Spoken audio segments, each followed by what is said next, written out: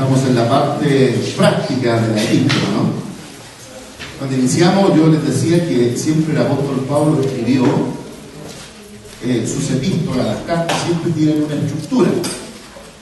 La primera parte es lo teórico, o lo teológico, o lo doctrinal, y la segunda parte es la parte práctica, ¿no? Aquí el capítulo 1 y el capítulo 2 era la parte teórica.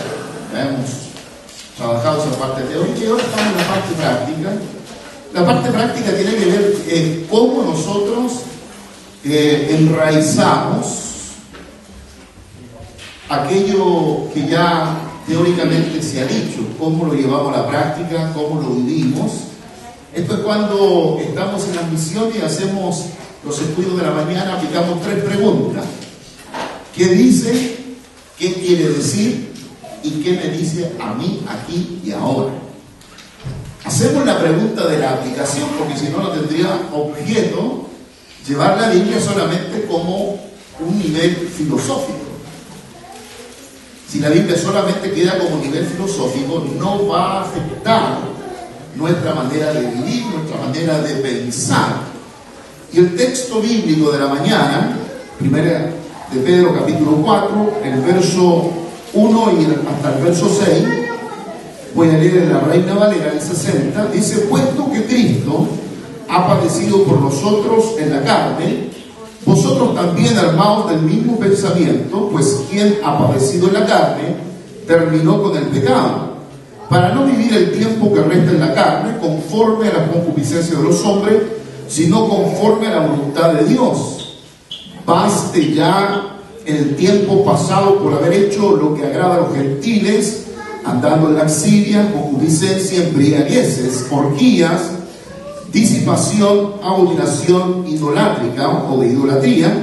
A esto les parece cosa extraña que vosotros no corráis con ellos en el mismo desenfreno de disolución y os ultrajan, pero ellos darán cuenta de al que está preparado para juzgar a los vivos y a los muertos, porque por esto también ha sido predicado el evangelio a los muertos, para que sean juzgados en carne según los hombres, pero vivan en espíritu según Dios. Quisiera concentrarme en la segunda expresión del capítulo 4, el verso 1, la parte B, que dice: vosotros también armaos del mismo pensamiento. No es que no quisiera predicar el resto, porque el resto ya se sabe, ¿no? Literalmente está ahí, ¿no? Recordándonos siempre, el apóstol Pablo tiene la particularidad que siempre nos recuerda de dónde venimos, cómo anduvimos en otro tiempo, cómo vivimos ese tiempo pasado, cuando no estábamos en Cristo, andábamos en orgía, andábamos en borrachera, en el fondo andábamos en descontrol. Y el apóstol siempre nos va a recordar ese hecho, porque también siempre, cuando hizo la defensa contando el testimonio de lo que había ocurrido camino a Damasco, siempre él hablaba de lo que fue, de lo que vivió y de lo que ahora significaba el evangelio de Cristo para él, ¿no? Antes, el ahora y el después. Y el después, bueno, yo no necesito recordarle a ustedes el después, porque el después lo conocemos todos nosotros, ¿no? ¿De dónde venimos? ¿De dónde el Señor nos sacó? ¿Qué es lo que el Señor hizo para sacarnos de la vida pasada o de la vana manera de vivir? Expresiones que el apóstol Pablo usa para hablarnos de esa vida sin Cristo, ¿no? Sin Dios, sin Cristo y sin esperanza. Y por eso me quiero concentrar en el verso 1, la parte B, que nos está hablando también armados del mismo pensamiento que de Cristo. Quiero derivar en plantear algo esta mañana, pero no me quiero arrancar del contexto histórico o del contexto de lo que el apóstol Pablo está diciendo, porque en el contexto que Pablo está hablando está refiriéndose a la obra que el Señor Jesús ha hecho en la cruz del Calvario. Él ha hecho una obra, y la obra que hizo en la cruz fue pagar el pecado de Adán. El pecado de Adán ya ha sido solucionado. Todo hombre, toda persona que nace en esta tierra nace con el pecado de Adán. El pecado de Adán significa el pecado maldito, la maldición. Todos los seres humanos que nacen en este mundo nacen en la maldición de Adán, que es el pecado, porque el pecado es maldición. Nacimos malditos, nacimos ciegos, espiritualmente hablando, y este es el pecado que heredamos de Adán. Toda persona que no ha reconocido a Jesucristo como el Señor de su vida, todavía está en el pecado de Adán. Pero ese pecado ya tiene solución. Ya hay solución jurídica, ¿cierto? Hay, como comúnmente se dice, una solución judicial. Y esa fue que el Señor Jesús derramó su sangre en la cruz por nuestros pecados. Quien reconoce que el Señor derramó su sangre por sus pecados, ha sido el sustituto. El Señor, en vez de nosotros ser crucificados, fue Jesús en vez de nosotros. Quien reconoce eso, recibe la gracia del perdón de los pecados. Por lo tanto, aquello ya está solucionado. Simplemente Señor, reconozco que diste tu cruz, tu vida en la cruz, derramaste tu sangre por mis pecados, y te pido perdón por mis pecados, reconociendo que soy pecador. Entonces recibe inmediatamente la gracia de Dios. Dicho eso, voy a lo que quiero plantear esta mañana. Hemos entrado ya hace muchos años, algunos historiadores, teólogos, filósofos, hablan que entramos a un periodo de la historia que se llama posmodernidad, que literalmente significa que la modernidad ya quedó atrás. Y nosotros relacionamos, o comúnmente se relaciona la modernidad con la razón, con el pensamiento. Si alguien lo puede traer un poquito de agua. El periodo de la modernidad se relaciona con el periodo de la razón. Predomina la razón, la iluminación, donde la expresión que se hizo muy famosa, existo, pienso, luego existo, luego pienso, o expresiones como esta para demarcar o enfatizar que el pensamiento o la razón ocupaban un lugar fundamental. Pero en la posmodernidad, ya hace 40 años más o menos que estamos en este proceso de la posmodernidad, donde ya la palabra no es la razón, sino la palabra es el sentimiento. Pasamos del periodo donde la razón ocupaba un lugar importante, fundamental. ¿Qué creo? ¿Qué pienso? Hoy día ha cambiado por ¿qué siento? Ya no es el que pienso, el que cree, porque lo que usted piensa a mí no me interesa. Es lo que hoy día cierto ocurre. Su verdad es su verdad, no es la mía. Como usted quiera vivir su vida, vívala, total, a mí no me importa. Ese es el proceso que estamos viviendo el día de hoy. Y aquí se enmarca el factor sentimiento. Lo más importante ahora no es lo que yo creo o pienso, sino es cómo yo me siento. Y si estos fueran factores que solo afectaran la sociedad y no la iglesia, quizás estaríamos enmarcados en el puntualizar cada domingo otras cosas. Pero tocamos de pasadita estos aspectos porque nosotros somos parte de la sociedad. No estamos anajenados de esa sociedad. Y el Señor Jesús lo dijo de esta manera: ustedes no son del mundo, pero están en el mundo. Y como estamos en el mundo y compartimos con gente del mundo, trabajamos en instituciones o sociedades del mundo, a menos que alguien trabaje en algún lugar cristiano total, sea como sea, nosotros somos afectados por esta manera o por esta cosmovisión o la manera como la gente mira la vida. Y en esta cosmovisión, esta expresión para decir o definir cómo yo veo la vida, cómo yo veo el proceso de la vida que yo vivo, el entorno de la familia, el entorno de esta sociedad, cómo ese proceso comienza a ocurrir delante de nosotros y cómo nosotros somos parte de ese proceso. Es muy difícil decir que lo que acontece en la sociedad no nos afecta a nosotros. Es difícil. Porque lo que pasa en la sociedad nos afectará a nosotros también. Tarde o temprano nos afectará. 40 años atrás o 30 años atrás, siempre escuchábamos que la manera natural de protección de nuestro país, Chile, era la cordillera. Bendita cordillera que nos permite estar aislados por alguna razón de todos los males que pasan desde ahí hacia... ¿Escuchan?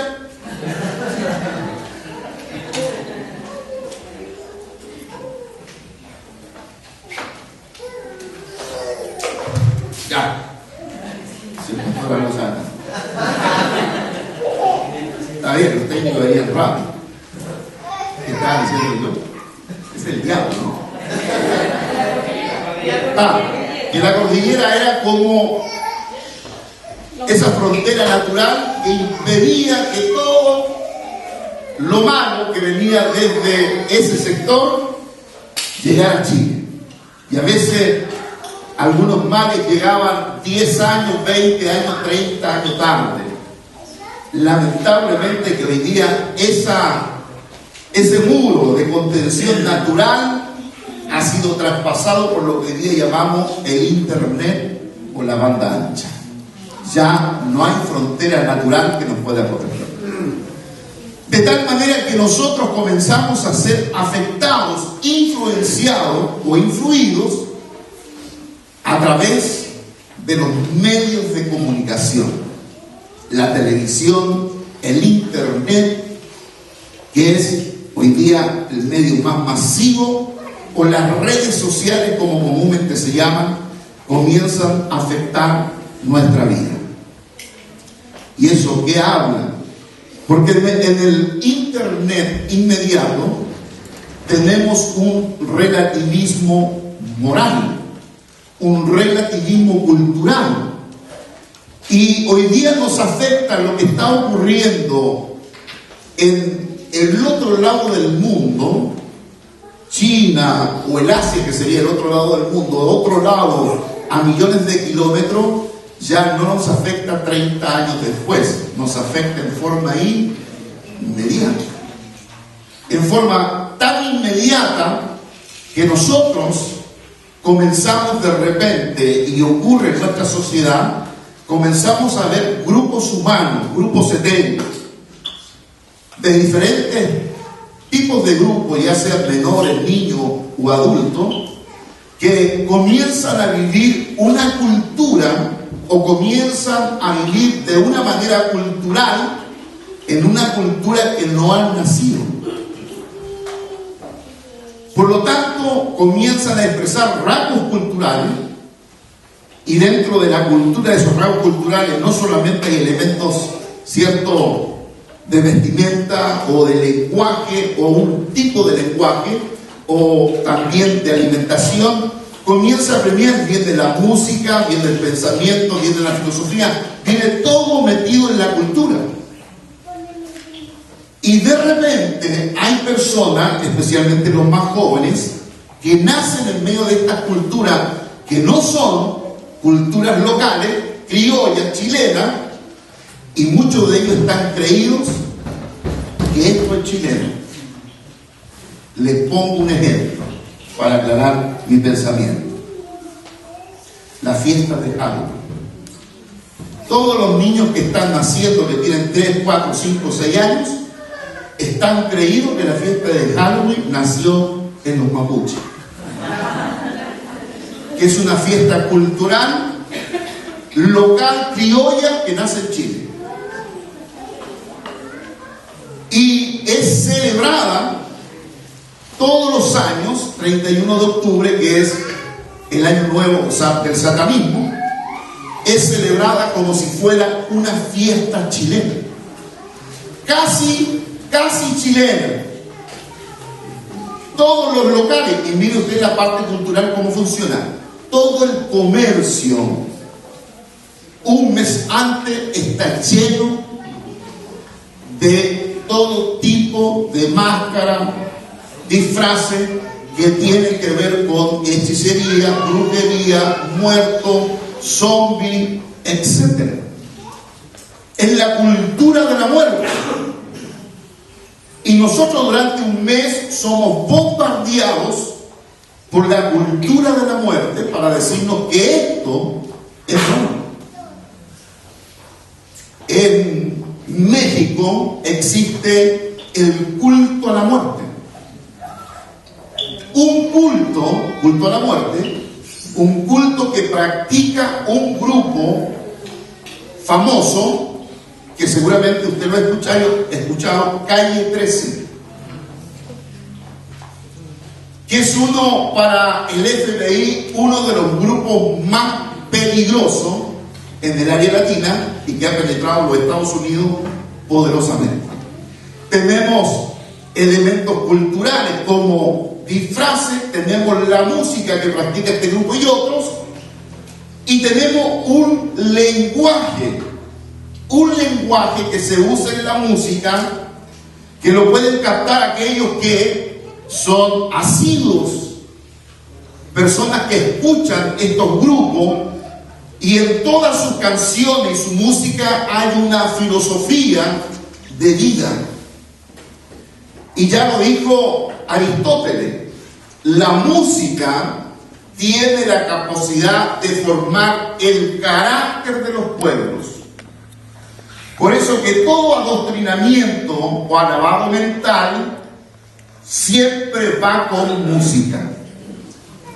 Si no, estudie usted o mire en el internet el adoctrinamiento de los grupos SS nazi, de la juventud nazi, cómo aprendían los himnos con música y los repetían, y se convirtió en el grupo más asesino de este periodo oscuro de la humanidad. De tal manera que hay una cultura, hay un relativismo cultural, un relativismo moral, que este relativismo moral está haciendo que muchas personas estén de acuerdo con la homosexualidad, el lesbianismo, estén de acuerdo con las relaciones conyugales en términos de concubinato, sin compromiso, sin pasar por el civil, y esto se ve como algo ya natural, algo natural. En Chile, si no tuviéramos la ley de filiación paternal, significa que alguien que engendró un hijo, por ley, directamente la mamá lo inscribe y le pone el apellido del papá, aunque no quiera, porque hay una ley que lo puede hacer. Si no tuviéramos esa ley de filiación paternal en Chile, el 50% de los hijos seguirían estando fuera del matrimonio. Lo que 10, 20 años atrás se llamó los guachos, ¿cierto? Hasta nuestro presidente O'Higgins se le llamó el guacho O'Higgins, porque era fuera del matrimonio. Y este relativismo cultural, relativismo en lo musical, ya lo que ha dicho Aristóteles, lo que dijo Lenin en este periodo oscuro también de la Rusia comunista, él dijo: denme los niños del primero, de un año a los 7, y los voy a adoctrinar cantando. Miren lo que digo: los voy a adoctrinar cantando, y después de los 7 años lo entrego, y vean si es que le pueden sacar el comunismo desde dentro. Este relativismo que comienza a meterse poderosamente, no ahora, porque ahora estamos abriendo los ojos nosotros, pero esto ha comenzado 40 años atrás. Un proceso no al azar. es un proceso dirigido, planificado, lo que en el año 73, en el Congreso de los Estados Unidos, uno de los primeros ideólogos del movimiento homosexual dijo delante de los senadores y diputados: desde hoy vamos a comenzar el adoctrinamiento más grande que ha habido en la historia humana, y vamos a adoctrinar desde el vientre de las madres a los niños para enseñarles que la homosexualidad es algo natural, desde el año 73. Díganme si eso no ha ido cuajando en la sociedad. 20 años atrás esta sociedad nunca hubiese considerado que la homosexualidad era algo natural. 20 años después, hoy día la gran mayoría piensa que es algo natural. Están así que Alemania ha inscrito el tercer sexo, considerando no solo hombre y mujer, sino también un tercer sexo como algo legal. Este relativismo moral, este relativismo cultural, este relativismo musical, queridos, son el fundamento para poner algo mayor, algo más complicado, algo que está preparando el momento para la aparición, sin duda, de el hombre de iniquidad del cual nos habla Segunda de Tesalonicenses, llamado el falso profeta. Algunos lo personalizan en un personaje siniestro, otros lo personalizan simplemente en un movimiento filosófico, ideológico de ideas. Poniendo ese contexto, esta mañana, vuelvo al pensamiento de Pedro. Tengamos el mismo pensamiento de Cristo. ¿Qué significa tener el mismo pensamiento de Cristo en el contexto que hoy día vivimos? Apliquémoslo al contexto ordinario en el que vivimos todos nosotros, que nos movemos en ese contexto. ¿Estará diciendo Pedro que tener el pensamiento de Cristo en el contexto que vivimos es leer la Biblia todo el día? ¿Estará diciendo Pedro que tener el pensamiento de Cristo significa que hay que memorizar todas las Escrituras? Desde Génesis 1:1 a Apocalipsis 22, verso... ¿Cuál es el último verso? Con eso uno va al cielo, porque se le pregunta cuando llega arriba. ¿Ah? 21, 22, 21. 22. ¿Quién da más? Ya no, 22. Ahí terminó el canon, ¿no? El 22. Cuando está todo este contexto, querido hermano, ¿qué hacemos nosotros? Pregúntese usted. ¿Qué debo hacer yo? ¿Cómo yo debo vivir mi vida de fe en este contexto? Porque cuando yo me opongo a algo, me opongo a cualquiera de estos pensamientos que ya he analizado, he mirado, voy a recibir un epíteto, un título, un sobrenombre de por qué no estoy de acuerdo con esto o con lo otro. ¿Cierto? Intolerante, dígame otro sinónimo. Anticuado, pasado de moda, extremista, retrógrado, fanático, arcaico, etcétera. Para que no me sigan ofendiendo.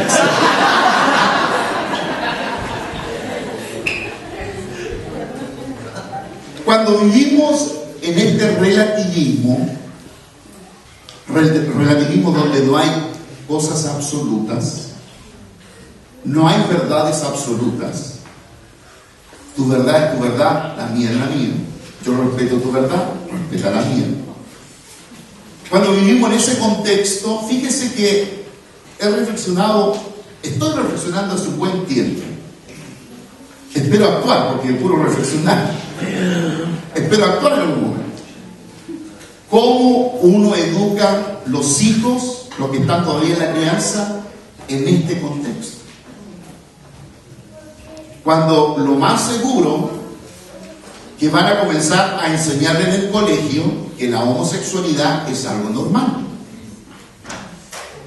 que Dios creó la homosexualidad, y va a llegar ese manual que yo leí del MOVIS, que es el movimiento homosexual, transgénero, etcétera, etcétera, que crearon un manual para enseñar sobre sexualidad, que es español, que viene de España, que para cualquier profesor, inclusive un profesor que ni siquiera es cristiano, sabe que hay aberración ahí inconcebible. Pero su hijo se va a ver expuesto a aquello. ¿Qué va a hacer usted? ¿Lo va a sacar de esa clase? ¿Lo va a sacar del colegio? ¿Va a pedir que saquen de la profesora? ¿Qué va a hacer?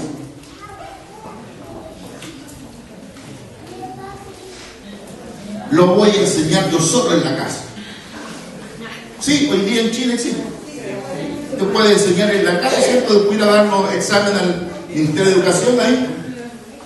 Pero lo va a crear en una burbuja. ¿Cierto? En una burbuja.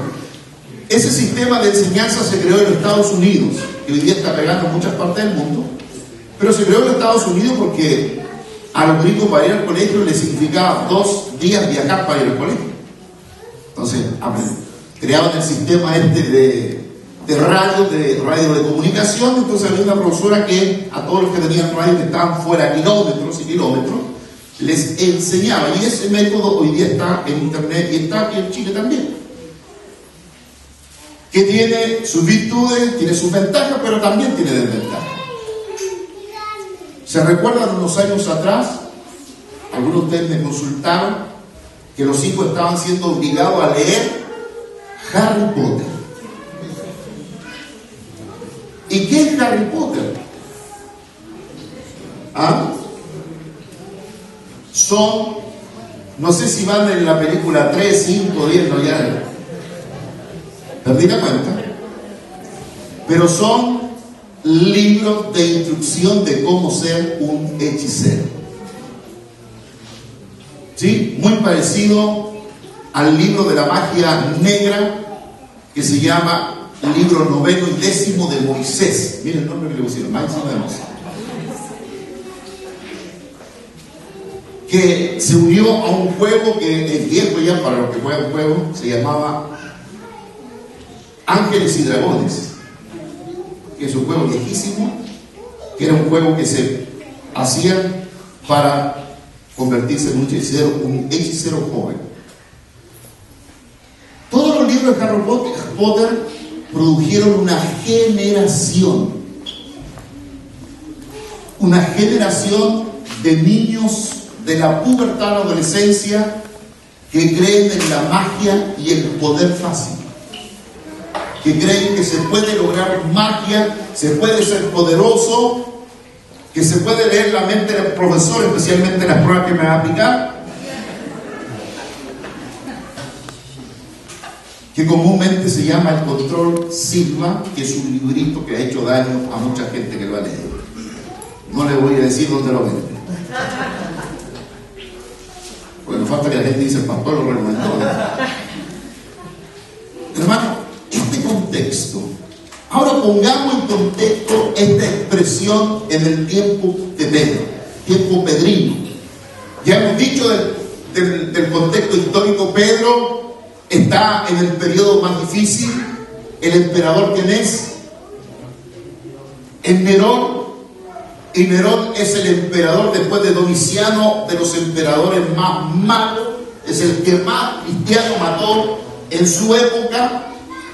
Y Pedro está hablando en ese contexto también, un contexto difícil, no fácil, para los hermanos, de cómo deben reaccionar, cómo deben actuar. Tengamos el pensamiento de Cristo. Vamos a buscar 1 Corintios capítulo 2, verso 16, porque aquí es la Biblia la que nos tiene que ayudar. ¿Quién lo tiene lo puede leer? 1 Corintios 2, 16. Porque ¿quién conoció la mente del Señor? ¿Quién le instruirá? Mas nosotros tenemos la mente de Cristo. Ok. A ver si lo puede leer de nuevo. Porque ¿quién conoció la mente del Señor? ¿Quién le instruirá? Mas nosotros tenemos la mente de Cristo. Gracias, don Daniel. ¿Y cuál es la mente de Cristo? ¿Qué pensaba Cristo? Filipenses capítulo 4, verso 8, verso 9. ¿Cuál era la mente de Cristo? A ver.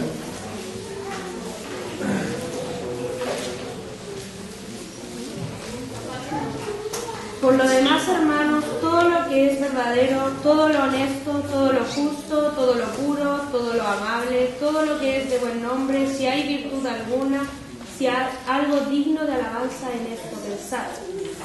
Ok. Si uno piensa en la mente de Cristo, la mente de Cristo pensaba todo lo justo, todo lo honesto, todo lo puro, todo lo santo. ¿Tendrá cabida eso en el contexto social hoy día? Antiguamente se destacaba, esta persona tiene un pensamiento tan limpio, tan puro. Hoy día pareciera que mientras más cochino mejor.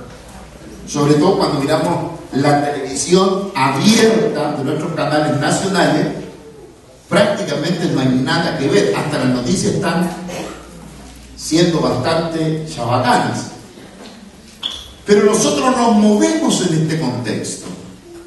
Como hermanos, como creyentes, sobre todo las mamitas que están criando, están en el proceso de criar a sus hijos que todavía no tienen un criterio de discernimiento, y aquí tienen que discernir los papás, cómo nosotros enfrentamos este contexto que no es el mejor y tampoco vienen tiempos mejores.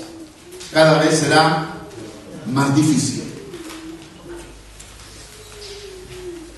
Cuando hablamos de tener el pensamiento de Cristo,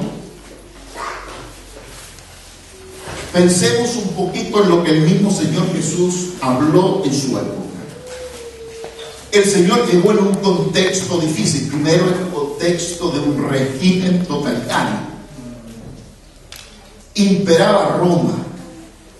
Quien dijera algo en contra del emperador se iba crucificado si no era romano. Si era gentil, cualquiera fuera no romano, era crucificado. Y si era romano, era decapitado. Ser decapitado en esa época era un honor. Imagínense. Porque ser crucificado significaba ser un malhechor. Ladrón, como fueron los dos casos de los que murieron con Jesús, pero malhechor. Pero el Señor confrontó el pensamiento y las ideas de su época. Intervino en el pensamiento que había en la época. Mire usted, en la época la mujer simplemente no valía. ¿Tengo mujeres aquí? La mujer no valía. ¿Qué era la mujer? ¿Dónde estaba la mujer? Un poquito más arriba de los esclavos de la casa. No tenía derecho a nada, ni a quejarse. Cuando llegó el Señor Jesús, ese era el contexto. La mujer no valía, no tenía derecho, y si el esposo mataba a la mujer o a la esposa, no había mayor cuestionamiento. Cuando el Señor llegó y lo pillaron conversando con la mujer samaritana en el pozo, ¿se recuerdan ustedes? Y al verlo conversar los discípulos, ¿qué dijeron los discípulos? Se alarmaron. ¿Por qué? Porque ellos habían sido enseñados en el contexto de su época que nunca podía haber un hombre con una mujer aparte conversando solo. ¿Por qué? ¿Por qué? Porque era lo mismo que el día de hoy. Se pensaba mal. Eso no ha cambiado. Se pensaba mal. Entonces los discípulos dijeron y se espantaron cuando vieron al Señor. Y la misma mujer se espantó cuando el Señor la habló. Solamente que ella lo llevó en un terreno, en un contexto racial. Samaritano-judío no se llevan bien, dijo ella.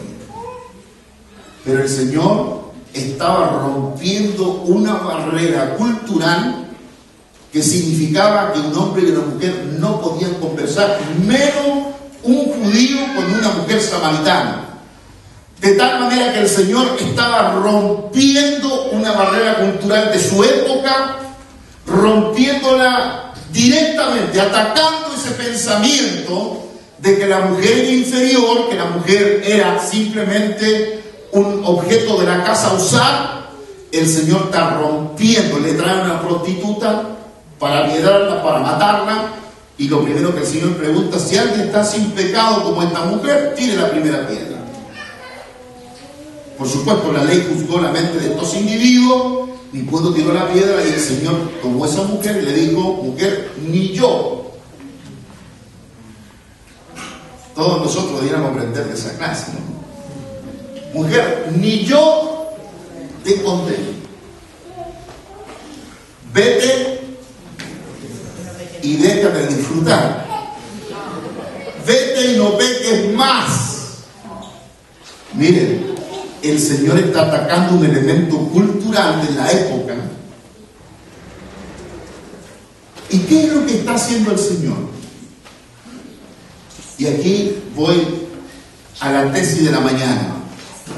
El Señor está evangelizando el pensamiento cultural con el pensamiento de Dios. ¿Qué es lo que nosotros tenemos que evangelizar el día de hoy? ¿Las personas o el pensamiento? ¿Sabe por qué le digo? Porque aún en la iglesia tenemos muchos miembros que son miembros, pero que tienen una mente, un pensamiento mundano. No han convertido la mente. Cuando piensan en solucionar los problemas, las situaciones, piensan mundanamente y no piensan en forma cristiana.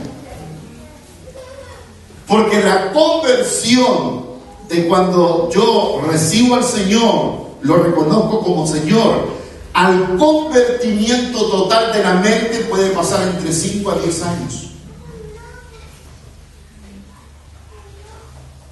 Ahora, ese convertimiento mental se puede acelerar si uno tiene los elementos a favor: familia cristiana, ambiente cristiano, no familia solo, sino que el ambiente cristiano, hay una disciplina de lectura bíblica, una disciplina de estudiar las escrituras, se acelera el proceso de cambio del pensamiento.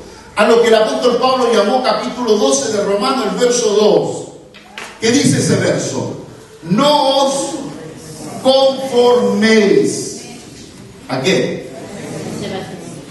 A esta sociedad, a este siglo, a este mundo, sino transformaos por medio de la renovación ¿de qué? De vuestro entendimiento, para que podáis comprobar cuál sea la buena voluntad de Dios, agradable y perfecta. Una renovación del pensamiento. Miren, aquí hay una diferencia en lo que enseñan las religiones orientales. Las religiones orientales enseñan que usted tiene que botar el pensamiento, botar la idea para plantar otra. La Biblia habla de renovar la mente, renovar el pensamiento. renovar la idea.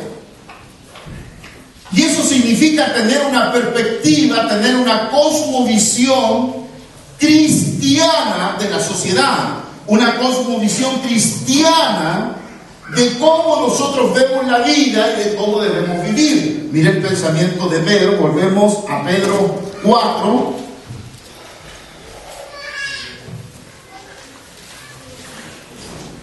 Verso 1.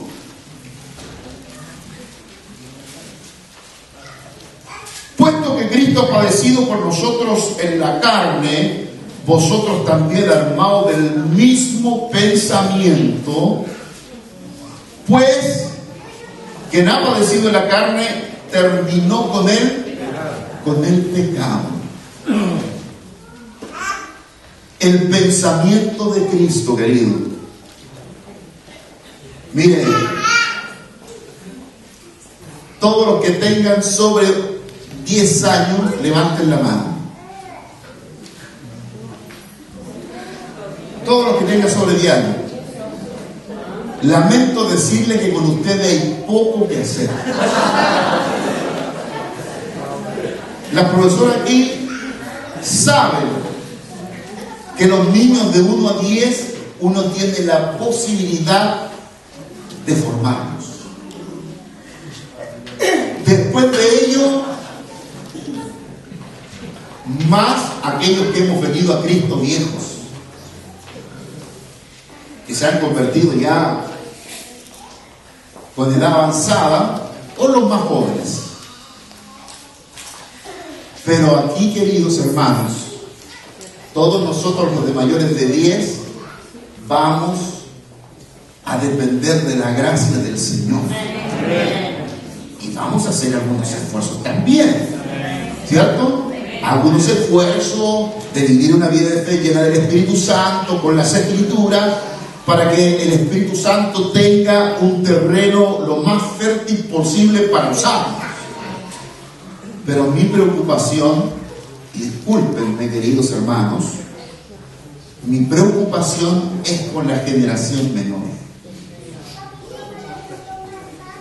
Porque si la generación menor no somos capaces de criarlos con una cosmovisión cristiana, de aquí a 10 a 20 años, ¿habrá fe? Preguntó el Señor Jesús. Cuando venga el Hijo del Hombre, ¿habrá fe en la tierra? Y como la preocupación es por las generaciones menores, aquí estamos poniendo el punto en la I. Aquí comenzamos a preocuparnos ahora de los matrimonios que están en el proceso de criar los hijos y formarlos. Porque ellos tienen que formar hijos cristianos desde la mente. Un niño que está todo el día jugando videojuegos va a ser harto difícil formarlo. Va a comenzar a tener que usar disciplina en casa. Si usted quiere formar al futuro hombre de Dios, al futuro cristiano, sea un hombre que servirá a Dios toda su vida o un profesional que influirá en la sociedad, desde la perspectiva, desde la cosmovisión cristiana, la pega hay que ya comenzar. Desde el vientre de la madre hay que comenzar el trabajo. ¿Cómo los papás vamos a formar la mente cristiana de nuestros hijos? Yo creo que es lo que Pedro está diciendo. Tener la mente de Cristo es tener la mirada de Jesús, el pensamiento de Jesús, para mirar la sociedad.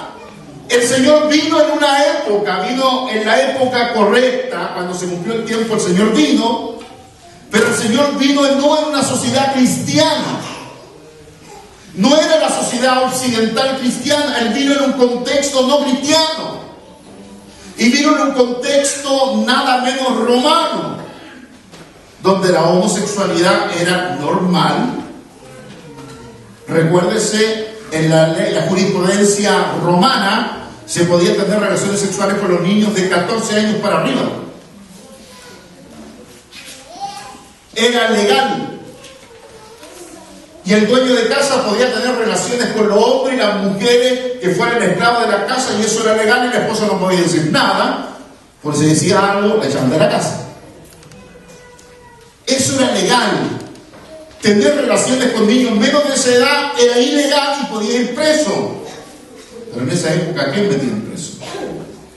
Fíjese que eso se ha sostenido en las legislaciones del mundo.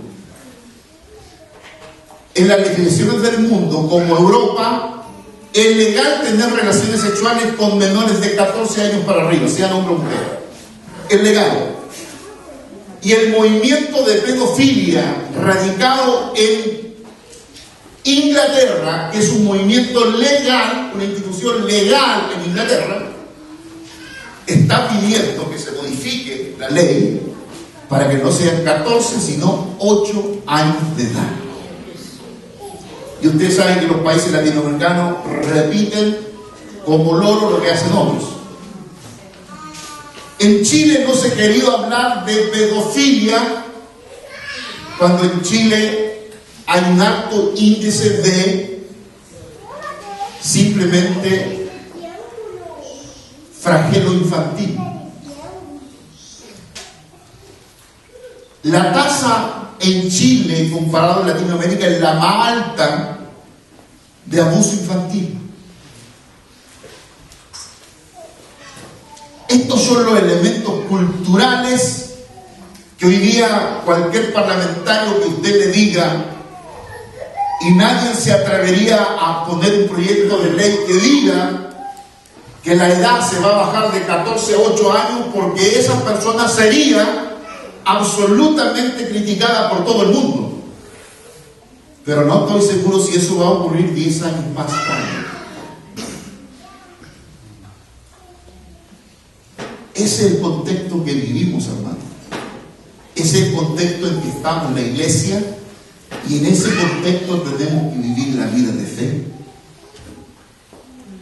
Ahora como nunca, nosotros, la iglesia, que hacemos misiones, que vamos a lugares como Kenchi, un lugar que estamos preparando para ir, donde a lo mejor un sermón de este tipo es totalmente descontextualizado. Dirá la gente: el pastor, ¿qué está predicando? Está loco, si aquí no ocurre nada de eso, porque es un lugar aislado. Pero esto no es loco para ustedes, porque ustedes saben que esto está ocurriendo en el entorno generalmente, y tenemos las noticias, y hay abuso de gente por abuso infantil, prostitución infantil. Este es un tema de todos nosotros. Si alguien lo ignora, tiene que informarse. Yo hice una tesis hace poquito sobre la pedofilia. Investigué toda la pedofilia en Chile,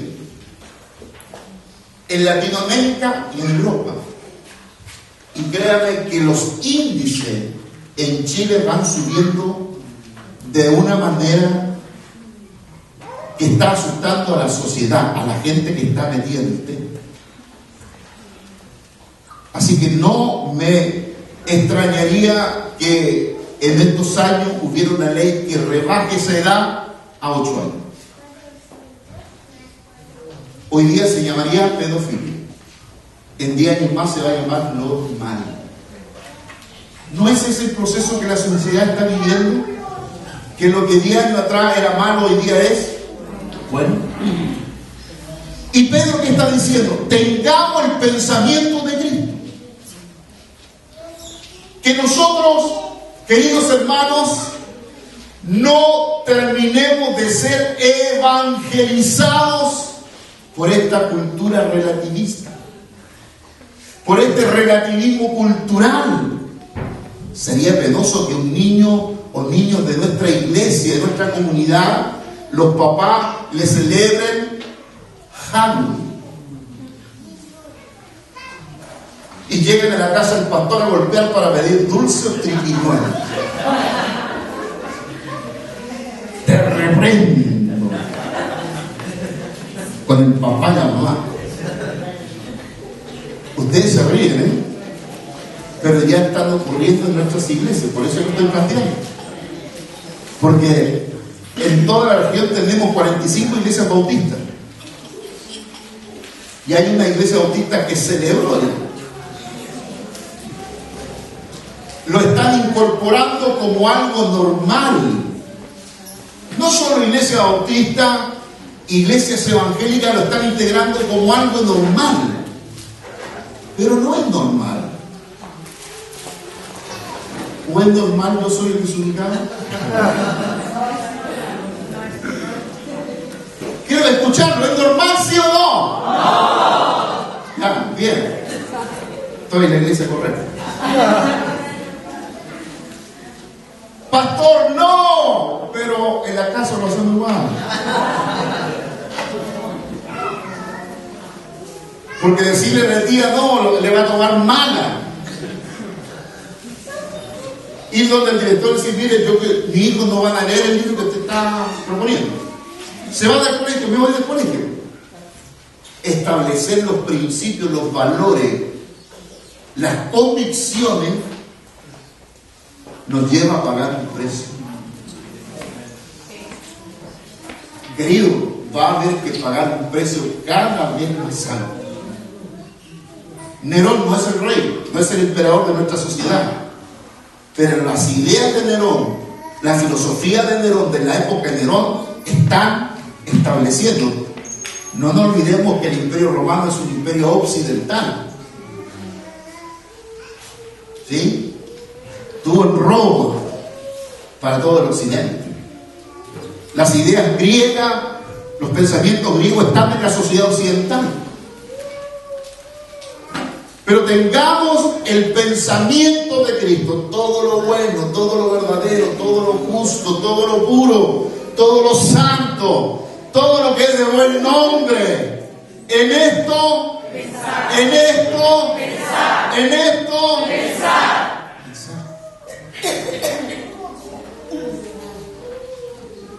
Queridos, requiere trabajo, requiere disciplina, requiere tomar conciencia delante de Dios y decir, mis hijos no serán evangelizados por esta cultura relativista.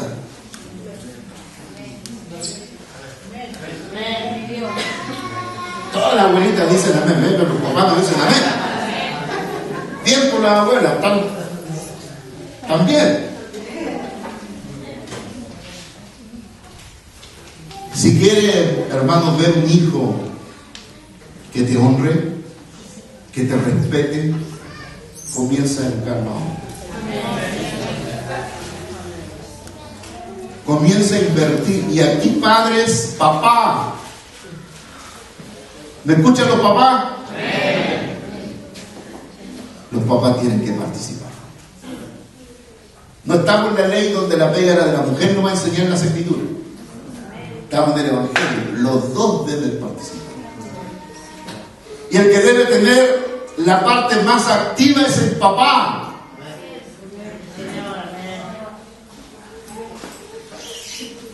No se oye amén, padre. Amén. O ay de mí. Tengamos el pensamiento de Cristo. Y queridos hermanos, porque entendemos que lo que viene se viene agravando, es que como iglesia estamos inmersos en desarrollar realmente un currículo para niños el próximo año. Yo le mandé unas encuestas a algunos de ustedes, ¿sí? ¿A quién le mandé encuesta? A ver, a todos los que tienen hijos le mandé encuesta. Es probable que alguno más de la iglesia no le haya mandado, pero si no, me manda correo, se le envío. Porque esa encuesta que busca, es una encuesta que busca tener el pensamiento de los papás con respecto a la formación de la fe de los hijos. Y querido hermano, de una vez entendamos, pues, la iglesia no es responsable de enseñarle la fe a los hijos. Son ustedes en la casa, los papás. La iglesia refuerza lo que se hace en casa. No es al revés. No en la iglesia enseña la fe y en la casa se la refuerza. Es diferente. Usted sabe que hoy día, y estoy metido en esa tesis, por años el colegio no reconoció la importancia de la familia para enseñar a los niños. ¿Y qué hizo la familia? Fue dejar a los cabros chicos, como decimos nosotros, los fue a dejar en el colegio y les dijo a los profesores, les dijo al colegio, edúquenmelo. ¿Cierto? Y cuando hay reuniones de posgrado ni siquiera van. Edúquenmelo. Hoy día, queridos, las dos variables, colegio, escuela, comunidad, necesitan trabajar juntas para la formación de los niños. Los papás tienen que meterse en la educación de los hijos. Mínimo los papás tienen que revisar las tareas de los hijos, revisar los cuadernos, si hay tarea, no hay tarea. Me contaba un profesor donde estoy aplicando un instrumento, aquí, no voy a decir qué colegio, y uno de los muchachos, porque mi tesis es influencia familiar y rendimiento académico, cómo la familia influye en cómo le va a los hijos en el colegio. Y una mamá, durante todo el año, dijo, le mandaron en el colegio comunicaciones de que ella viniera, que se acercara al colegio porque el niño no iba bien, iba a repetir, ya repitió. Y ella, ahora que repitió, llegó al colegio, me contaba mi colega, alegando de que por qué no le mandaron a avisar todo el año. Se notó que nunca revisaba el colegio del niño porque el niño tenía 40 comunicaciones en el cuaderno. O sea, 40 veces le habían mandado a buscar en el año porque el niño tenía conductas destructivas, tenía conductas de no estudiar, nunca estudiaba, nunca llevaba con nada, y le empezaron a avisar a la mamá desde el principio del año. Hermanos, esto es lo mismo. Si los papás entregan a los hijos para que el colegio los eduque, están cometiendo un tremendo error. El colegio también refuerza lo que nosotros enseñamos a los hijos en casa. Lo mismo la iglesia. Lo mismo la iglesia. Porque a la larga los hijos van a desarrollar las conductas de la familia. ¿No creo? ¿Sí o no? La estadística dice que las personas que más influyen en un niño de 1 a 10 años en Chile, estadística chilena, que más influyen en Chile de 1 a 10 años, el 86% es la mamá. Escuchen esto, mamá. Usted es la que más influye en los hijos. Por eso que influya bien, positivamente. Y el 74% es el papá. Un poquito más abajo está la abuelita o la abuela. No me fijé si estaba la suegra, porque ya después del 10º lugar ya no me fijé. Pero la abuelita es suegra también, ¿no? Si está en el 3er lugar. Termino con esto. Usted no quiere que yo termine, pero voy a terminar. Toma. Establecer el pensamiento de Cristo en la mente de la persona no es fácil. Solamente piensen usted en su propia experiencia. ¿Cuánto le ha costado? ¿Cuánto nos ha costado de traspasar toda nuestra cognición, nuestra manera de vivir? ¿Cómo percibimos la vida? ¿Cómo llevamos la vida matrimonial? ¿Cómo la influencia de los papás, de la vida matrimonial de nuestros padres han influido en nuestro matrimonio hasta el día de hoy? En nosotros mismos, en las conductas nuestras, en la manera como nosotros somos, en nuestro carácter. Fíjense que influye en la casa. Tremendamente. Si nosotros no hacemos la pega, no la hará la escuela. Si en la iglesia no hacemos la pega, no la hará la iglesia. Y no le echen la culpa a la iglesia. La iglesia no tiene nada que ver.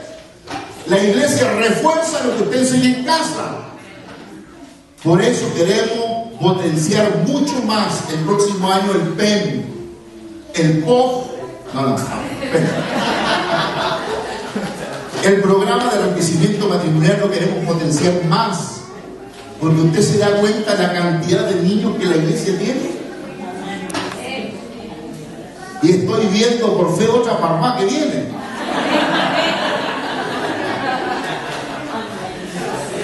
¿Nadie recibió la palabra? Recibo la palabra, la mujer quiere tener hijos. Por eso la encuesta, querido, mándenmela, por favor. ¿Ya? Hoy día en la tarde acá se la peguita, son 10 preguntas, son con alternativas, más papá y no. La hice lo más fácil posible. Me la rendía porque quiero trabajar esa encuesta para el otro año en el proceso educativo de la iglesia. Estamos preocupados, tenemos preocupación los pastores de formar un currículum que la iglesia o que ese currículum esté apoyando el trabajo que los papás ya están haciendo. Y yo sé que muchos de ustedes lo están haciendo, con esfuerzo lo están haciendo, pero queremos apoyarles más en ese proceso. Fíjense, en esta iglesia tenemos la bendición que tenemos muchos profesores. Pónganse de pie los profesores, de todos los niveles. Pónganse todos de pie. Todos los niveles universitarios, igual tenemos aquí profesores. Miren acá, somos más profesores. ¿Qué están haciendo ustedes aquí? Gracias, ¿cierto? Una gran cantidad de profesores. No nos están diciendo algo, Dios. Esta debería ser la iglesia más instruida, más enseñada, con los mejores currículos educativos cristianos. Porque tenemos que aprovechar el talento de todos nuestros hermanos y los dones que el Señor les ha dado. Amén. El próximo año vamos a pedir a muchos que nos ayuden en ese proceso. ¿Cómo establecer una mente cristiana en un contexto postmoderno? No es fácil. Hay que esforzarse. Hay que trabajar en serio. Hay que trabajar, querido, en una meta a largo plazo. ¿No? En una meta no a 10 años, a 20 años, cuando ya usted ve a su hijo casado, que comienza a formar su familia de la misma manera que usted la formó una familia cristiana. Usted habrá terminado su pega y después quedará la pega de la consejería, será el consejero primario de la familia. Pero es un trabajo que hay que hacerlo a conciencia. Yo le animo para que nosotros oremos al Señor. Pidamos al Señor que nos dé la sabiduría, que nos ayude a discipular desde pequeños las generaciones nuevas. Hermano, ese verso del libro de Jueces, capítulo 2, lo leemos siempre, volvamos a leerlo. De la palabra de Dios dice, la repetirás estando en la casa, yendo por el camino, yendo a la feria, a la periferia. Repetirás las palabras del Señor. Que dice Jueces capítulo 2, creo que es verso 2, verso 3, por ahí. La generación que no conoció al Señor.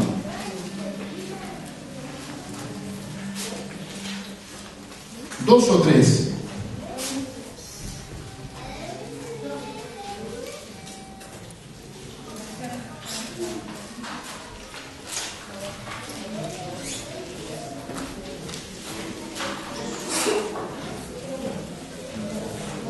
¿3, 2? ¿O no? Voy a leer el 3:2. Solamente para que el linaje de los hijos de Israel conociesen la guerra, para que la enseñasen a los que antes no la habían conocido, los 5 príncipes. Verso 1. Estas pues son las naciones que dejó Jehová para probar con ellas a Israel, a todos aquellos que no habían conocido todas las guerras de Canaán. Hermano, hubo una generación que no estuvo en las conquistas, no estuvo en la guerra. Hay un texto ahí que dice, y esta generación no conoció a Jehová, indicando que la generación que venía, ¿quién tenía que adiestrar la generación que venía? Los papás. ¿Y qué hicieron los papás? No preparando a la siguiente generación, y toda la generación, ¿de cuánto estamos hablando? Unos 2 millones de personas, simplemente se perdieron.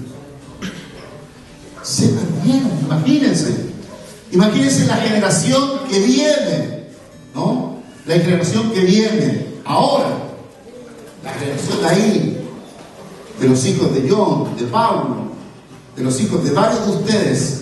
Esa generación, querido hermano, en 15 años más, en 20 años más, serán los líderes de esta iglesia, y nosotros vamos a ser los abuelitos que vamos a estar ahí. Joel, ¿qué edad tiene? 9 años. Imagínate, en 10 años va a tener 19, va a ser el líder de los jóvenes. Por esta generación y por los que están todavía en brazo y todavía no han sido destetados, tenemos que hacer un trabajo con esfuerzo para que la siguiente generación de encuentro sea una generación que ama al Señor y que evangelizan y hacen misiones. No sé si serán las mismas misiones que hacemos hoy día nosotros, serán diferentes, pero que siguen sirviendo al Señor. Que nuestra generación, que nuestra descendencia siga sirviendo al Señor hasta que el Señor venga. Oremos al Señor.